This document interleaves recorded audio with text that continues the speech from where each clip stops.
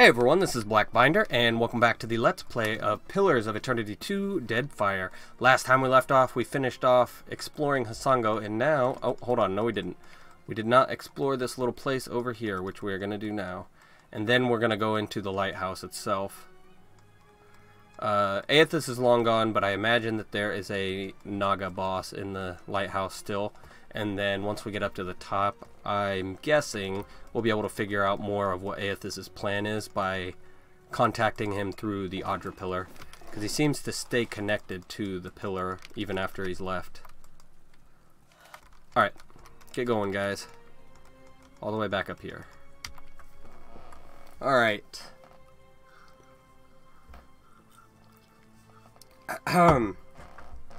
Hopefully it is not as hard as the lighthouse in Pillars of Eternity 1. That lighthouse was a pain in the ass.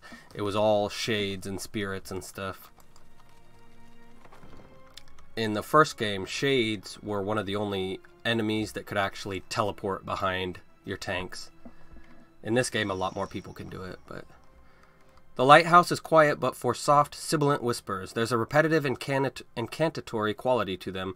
Yet as you cross the threshold, an old Naga with skin like cracked leather breaks off. He swivels to face you, bearing one broken fang. Another Sugan. Fiend, here to uproot the tree of the gods. Go! Carry a warning of what you have seen to the other shufflers. His tongue whips from his mouth like a ripped streamer. I need to approach the Adra. What warning do you expect me to deliver? That shufflers must not disturb these roots, or the gods will destroy the islands again. You're saying the gods have brought ruin to the Deadfire before? He bears his broken fang in surprise. Do your stories say nothing of the many disasters? Of the shuffler nests washed away like foam? Many generations ago, the sand-striped ones built great hives across the islands. And bastions around the Adra roots. At this, the others hiss angrily. Huana civilization spanned the archipelago, but the Nguithans built temples around the Adra. They did not build alone. The sand-striped ones helped. Oh, whoops, yep. As they help other fiends now. Their meddling displeased the gods. So the gods smashed their works with heaving volcanoes and crashing waves. So you think history is repeating itself? You shufflers are beasts of habit. You do not learn. You do not change. You cast off your sheddings by night, only to put them back on at daybreak.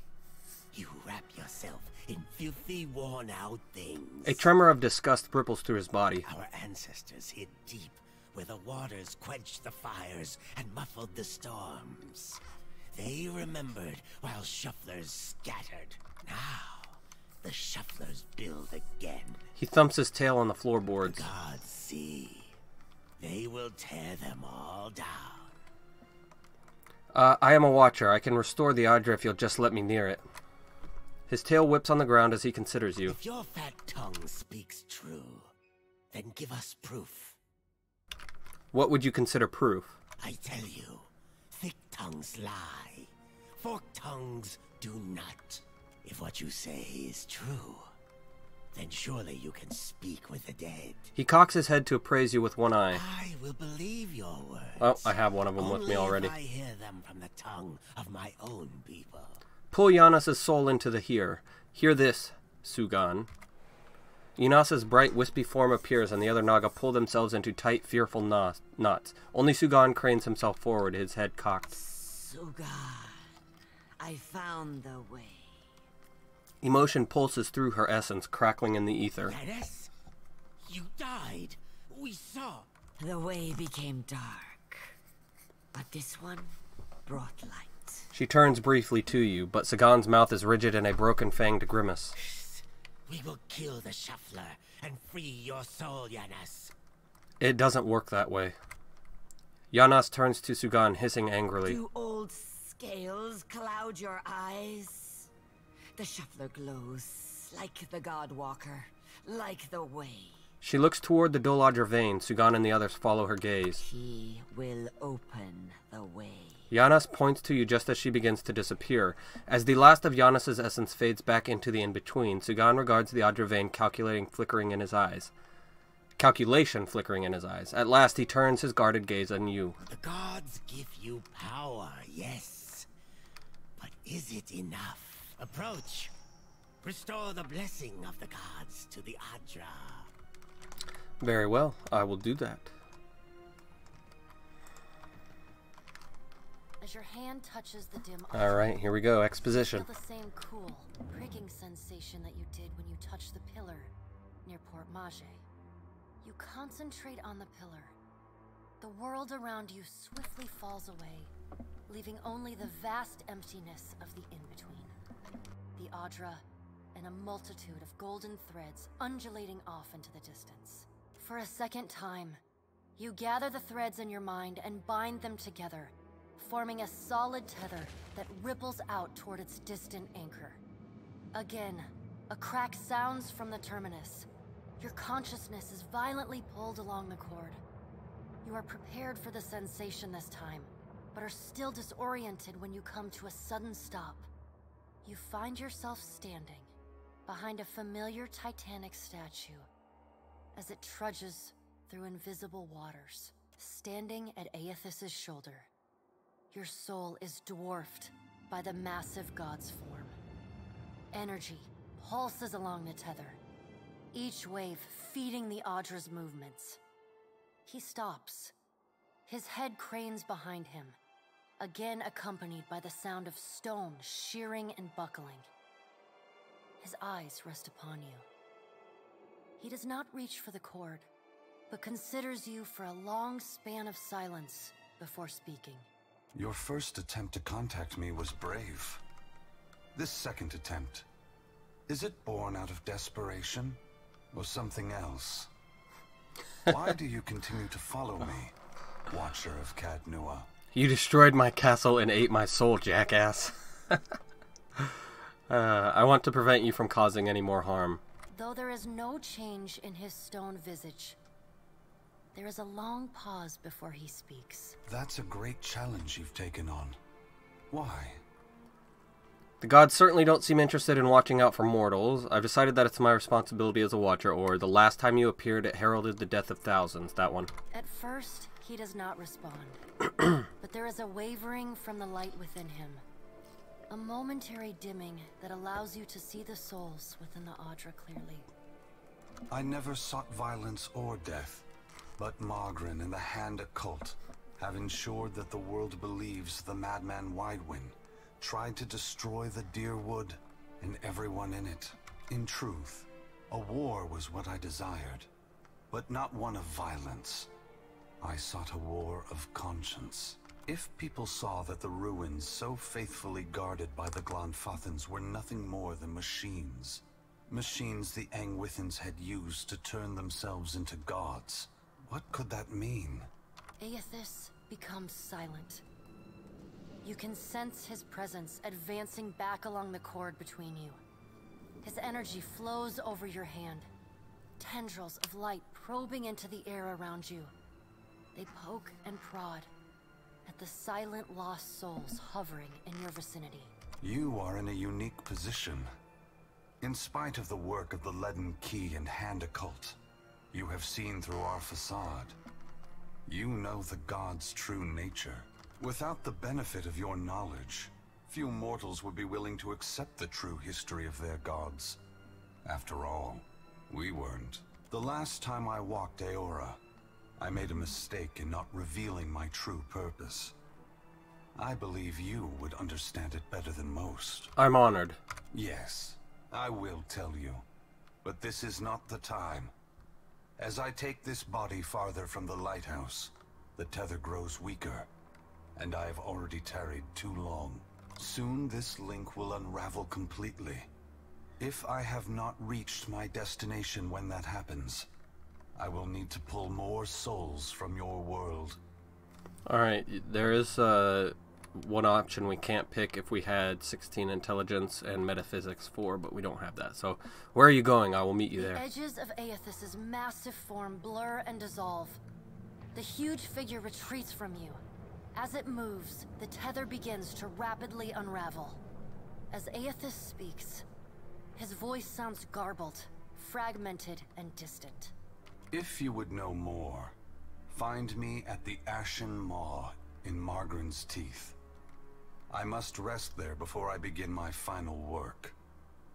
When I leave that place, you will not be able to follow. $20, I follow you anyway. Before I go, I should return some of this to you. I still have need of the great power of your soul, but I can spare you this portion. A pulse of energy moves back along the golden cord toward you. It feels familiar, comforting, even before it contacts you.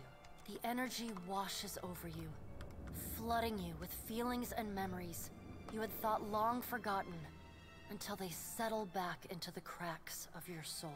And then the tether and cord snap. Aethys's figure evaporating into dust that mingles with the endless gray expanse. Heat rushes over you, and the uncomfortable sensation of the Audra Pillar's presence cuts off. The gloom of the in-between is pierced by the light of the living world. You are back in the lighthouse, no longer dim. The luminous Audra beside you is filled with warmth and light. Establishing a link. Got some more blessings.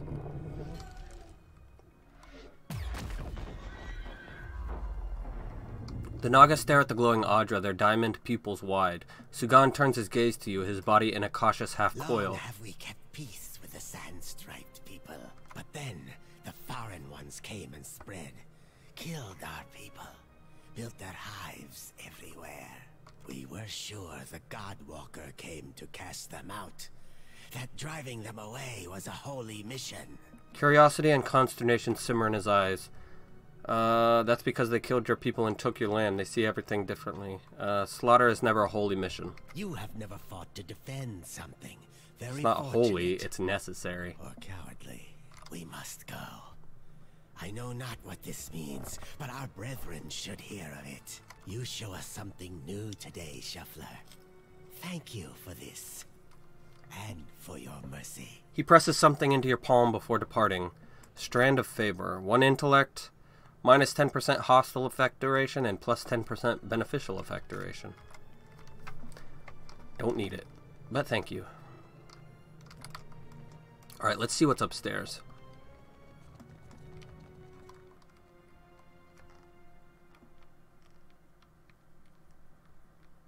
I have a feeling we may actually join with... Ooh, a lonely kitty cat. I have a feeling we may actually join with Aethys by the end of this against the other gods. Although I don't particularly like that he has to steal souls from everyone around him just to keep moving. That sounds kind of evil. Alright, Korlagan. While Korlagan is following you around, your area of effect attacks do more damage and your party's healing potions and abilities are more effective. So better healing, better AoE damage.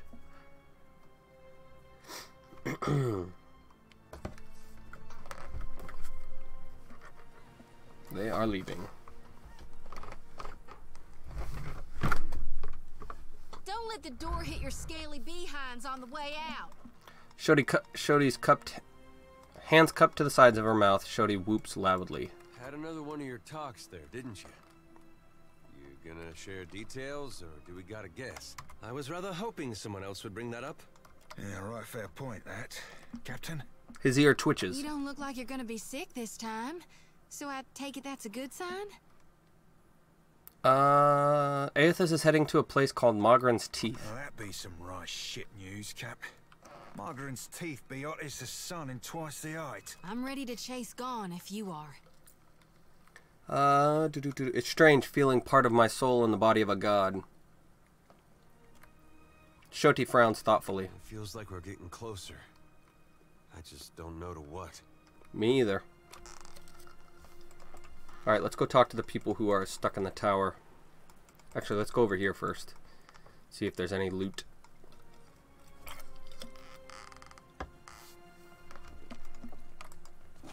I guess we were already over here.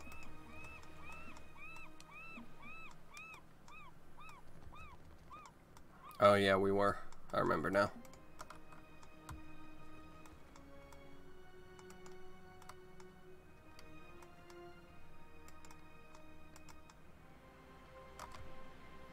still wish I could find out where that damn cowards! I knew they'd run. the item. We found a secret stash here somewhere, but it's not showing up on my when I try to highlight all the lootable items. But that's fine. Alright, let's talk to Zuhira. Look at our beacon. Even the Colossus couldn't destroy it. And those snakes aren't so tough now, are they? You underestimated the dangers here before. It would be unwise to do so again. Yeah, that one. Of course. She nods, but she's still staring up at the lighthouse. We'll rebuild bigger and better, with reinforced walls and extra cannons. Our engineers will make this place truly impregnable. She finally turns to you. We will want to thank you personally for your help here. And she should also know what we're up against. She eyes the dawn stars and the craterous footprint. Actually, I'm headed to... Where can I find the Hazanui? She's usually at the Brass Citadel in Neketaka. Though she gets called to the palace often, haggling with the Queen and the Valians. Clear skies. Alright, we'll go talk to her. Bairn. Light of Aethys be upon you, neighbor. Are you looking for survivors? Unlike the other survivors you've seen, this young man, despite a haggard look and a set of dirt-smeared, tattered clothes, wears a calm face and speaks with a steady voice. Yes, actually, my friend is looking for someone we were told might live around here. A short lady, about my age, came from Deerwood with her son. Let's see, freckles, braids usually. Punches you in the arm if she likes you, face if not. Oh, and that's if you're lucky. No, that doesn't sound like anyone. The young man's face remains smooth, betraying neither surprise nor interest. We're in the right place, you must know her. She has a son about your age. You gotta be her son. Got her nose and her freckles. You don't have to lie to me, kid. I'm a friend of your mother's. She hiding from someone?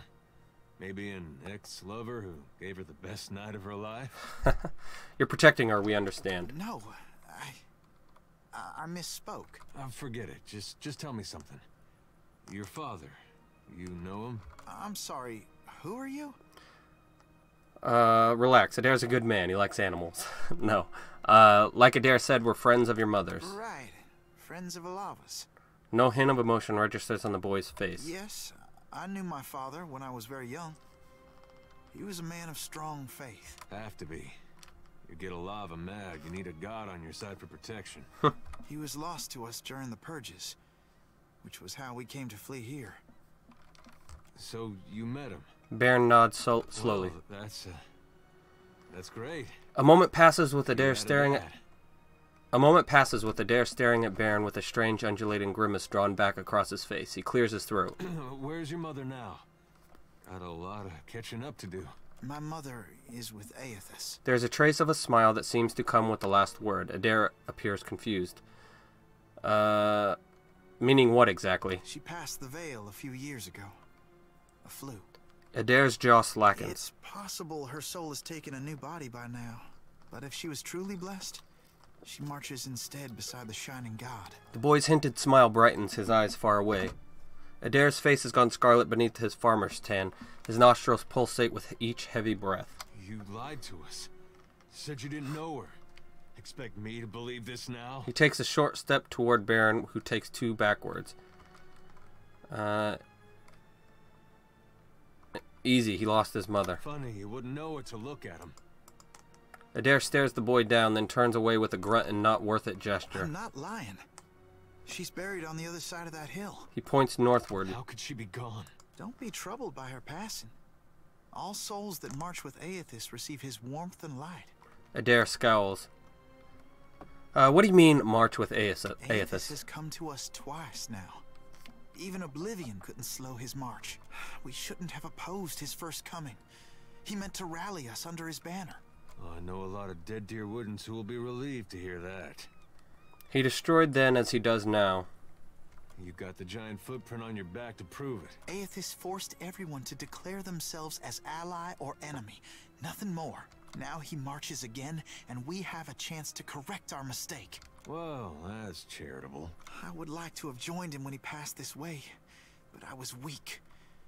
It won't happen again. You seem confident in a god who's causing a lot of destruction. You can't build on broken foundations. Real change needs destruction. I trust my god knows better than I do. He knows truths I'll never learn. And got that right. I was once lost. I struggled as you do now.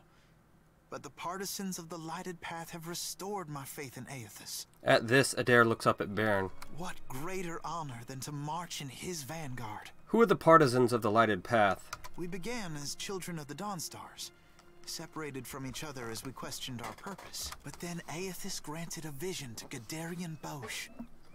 Bosch saw an illuminated path lighten the way through a black abyss. The words fall from his mouth bulky and awkward, as though someone else had stuffed them in. As though someone else had stuffed them there. And he saw Aethys marching on the path, and Aethys bade him to march alongside. Not quite how I've been seeing it, but everyone's open to their own interpretations. And the Shining God told Gadarian Bosch to gather an army of the God's truest followers, and to prepare to lead it into battle. You'd think after getting blown up, he'd slow down on the battling. Who does Aethys intend to battle? We don't know. The end of the path hasn't been revealed to Gadarian Bosch yet. But to the faithful, shouldn't matter. How will you join Aethys when he marches beneath the sea? It'll be a great journey, but we're prepared. Gadarian Bosch knows the way. Has this Bosch shown proof of his visions? Aethys himself has appeared in Deadfire in the form Gadarian Bosch foretold. That's more proof than any of his faithful could ever ask. What fortune to be given this opportunity, to know our God in the living world. Why did you lie to us about knowing Alafa? We don't know.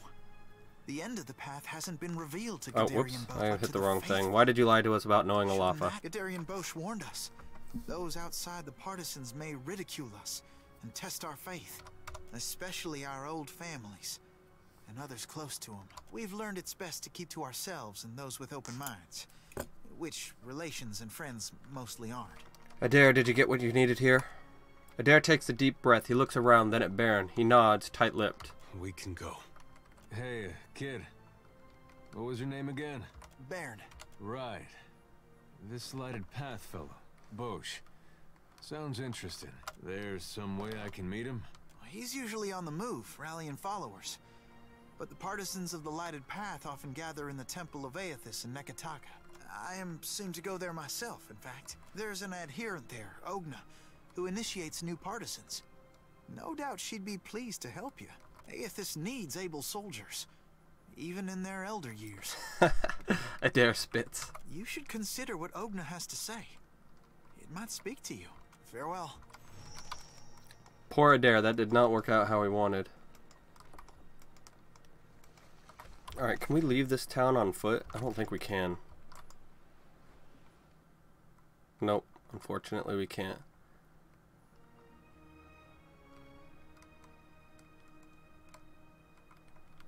So we need to head back to Holy shit balls. That is a lot of Royal Deadfire ships. Haha, we're fat. Ah, we could have got out of there. I think we could have anyway. Hasongo is a mound of wreckage on the horizon when you see a dozen junks sailing towards you. Even at this distance, you can tell they are making good speed. One of the ships pulls up alongside yours and a well-dressed Amua man approaches the edge of the deck. You recognize Atsur, the Grand Secretary of the Royal Deadfire Company. It is good to see you again. I see you continue to leave your mark. He is gazing toward Hasongo with a peculiar smile. The Adra beacon, visible even here, shines brightly. Neketaka is abuzz with praise for your deeds as well. Neketaka good too. What is this about? No, a pleasure to see you again. Your manners do you much credit. I want to extend the thanks of the Royal Deadfire Company for what you've done here. He raises one hand toward the Adra beacon. You've restored a valuable asset, whether or not that was your intention. He gives you a quick, sly smile. It was my intention. The others at the palace will want to hear of this, no doubt. So we need to go to the palace at the Serpent's Crown. And you may as well take credit while the deed is fresh. I need to reach the Ashen Maw in Magrin's teeth. It's as though a cold wind has blown over the deck. At the mention of Magrin's teeth, the Rowantine sailors stare at you in shock and horror. Those who are not frozen with their mouths agape are whispering fearfully amongst themselves. Atsura silences them with an unreadable glare. He turns back to you with a brittle smile that does not reach his eyes. Forgive my compatriots. Magrin's teeth is a volcanic chain along the northeastern edge of Deadfire. It is also among the most treacherous places in the archipelago. He casts a glance back at the anxious sailors. The waters around it are patrolled by giants said to be born of Magrin's own volcanoes. Even our well-armed ships do not venture there. He tilts his head in apology. but I suspect Queen Onikaza could direct you to the Ashen Maw, if you are set on going there. All the more reason to visit her palace, he smiles cryptically. At any rate, I have much to attend to, and it seems you do as well. Clear skies, Captain Trisao. Atsura nods as his crew makes ready to sail once more. Alright, let's go to Neketaka. What is this? Balian Trading Company Captain, Juana Novice Captain, Thanik, Master Captain, Merlisophin the Truly Insane. Next time we see her, we need to run into her and either kill her or see what she's all about. We are back. We're paired up to full. No, we're not. Wait, yes we are. I was looking at the wrong thing.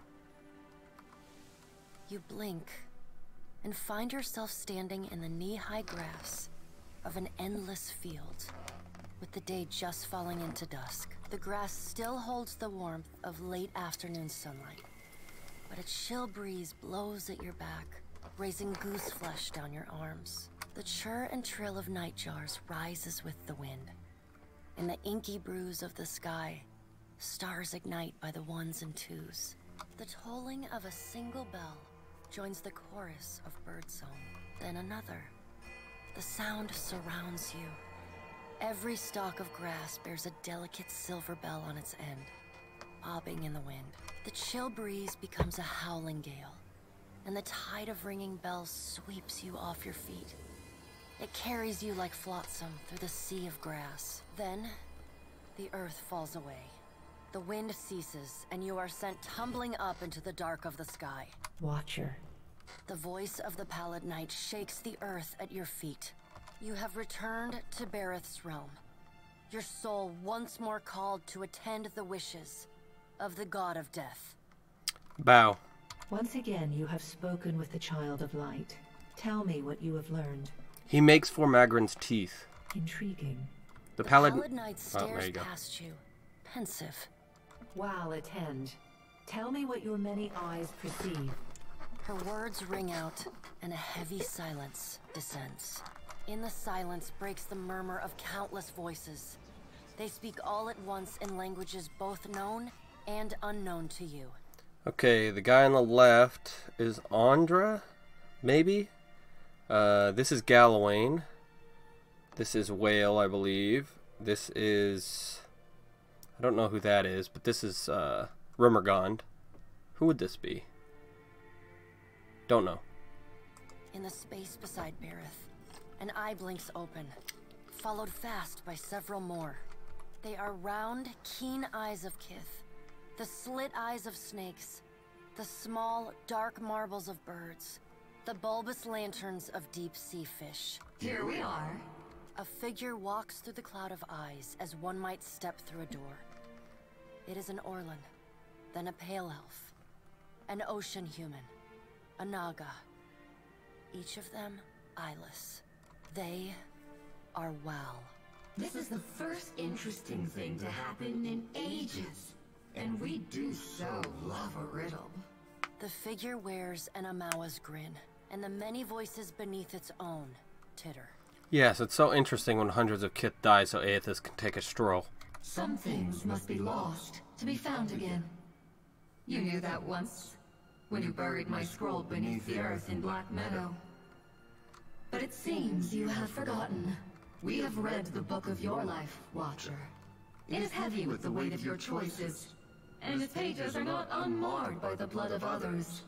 You reap, but on a smaller scale. Yeah, those who deserve it or attack me. We see between the strings of the world, and Aethys is there, strumming them like a lute. His tongue is still, yet he sings of a coming joy.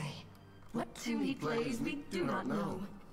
It is complex, ever shifting. One moment vibrating in harmony, the next in discord. A man strides through the door to Berath's realm. Behind him lope wolves with lolling tongues, and jungle cats whose long tails twitch with every step. Galawain, the changeling, arrives, and he brings with him the wild heart of Aora's untamed places. Fast on Galawain's heels, a small wave of seawater washes across the tiles. It pours off the edge of the platform and cascades down into the beyond. From out of the water rears a glowing lure, then the head of a gigantic fish. The round black eyes of Andra roll to meet yours. Eothas is nothing if not resourceful. I admire his nerve. In the changeling's voice, you hear the soft patter of rain on leaves and the rush of wind through treetops. Aren't you worried? No. He is a creature of the pack, left long alone. Without our strength behind him, he is weak. If his journey leads him back to us, he has proved himself worthy of return to the fold. Eothas does not return to us. He returns to execute some grand plan. We must stop him. Andra's voice rises like a tide, panic riding its crest. The doors lining the walls of Berath's realm slam open in unison. Warped pieces of ancient armor and the remnants of discarded weapons roar through the doorways. They meet in the center of the room. Is it Abaddon? In a shower of sparks and form, the vague figure of a man. He's like the blacksmith's god. Finally, a blacksmith's sledge hurtles past your shoulder, and the figure snatches it from the air. A man made half of metal and half of ruined skin stands before you. The rounded metal of a well-worn shield makes up most of his skull, his right eye socket, and jaw. His mouth is pulled forever into a half grimace. If Eothas has something foolish planned, perhaps we can turn him from that path and set him down a more productive one. Abaddon's words crash Or and Abaddon. screech together, like long still gears forced to movement for the first time in centuries. Abaddon speaks with a child's naivety. The other gods don't seem too concerned. He violates not their realms, but mine. I feel his urgency in every stamp of his feet along my spine. I will send tsunamis to slow him, if Mogren would stir the earth beneath Mogren's teeth. The water at your feet recedes. Lava oozes up through the shallow water, and a woman made from the guts of the earth emerges. She settles her characteristic broadsword on her shoulder and sighs a cloud of smoke and ash. Mogren returns. In the age when our steps carved valleys across the face of Eora, our bodies were impervious to all but the strongest attacks. I doubt fire and water will be enough to stop him, but I will bear down upon Eothas with all the heat and fury of the earth. There must be another way to stop him. There must be another way to stop him. The death of thousands now could prevent the death of millions later. But you don't know if you'll save millions. You might kill thousands for nothing. Dark, inky tears fall from Andra's eyes. Sacrifices of the few protect the futures of the many. You cannot let your petty mortal feelings blind you to the urgency of the dilemma Eothas has thrust upon us. Funny how it's always Kith who must make the sacrifices, never you. You will mind upon whose ground you tread. The pallid night watches you with keen, predatory eyes. The deep, bellowing cry of an aurochs shakes the ground beneath your feet. The cry drones on and on, a moan without end. Wal's many eyes squeeze shut. Andra slips back beneath her waves. Mogren dissipates in a swirling cloud of steam. Galawain's beasts cower and whine. Only the pallid night stands impassive. My end comes to all things in time. Should Eothas care to hasten the inevitable, I welcome his efforts. What could Eothas possibly gain by destroying Eora? Eothas seeks a slate wiped clean. Freedom from the endless revolutions of Berath's wheel. The final emancipation of the countless stolen mortal lives the gods hoard within themselves. The Child of Light will not choose the hour of my death. Mogren tests the edge of her broadsword with a smoldering finger.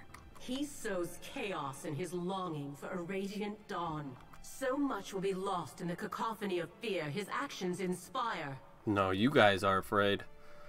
The crack of thunder rends the air. The gods fall silent. We can wait no longer to act. Speak with him, Watcher. Discover what it is he plans.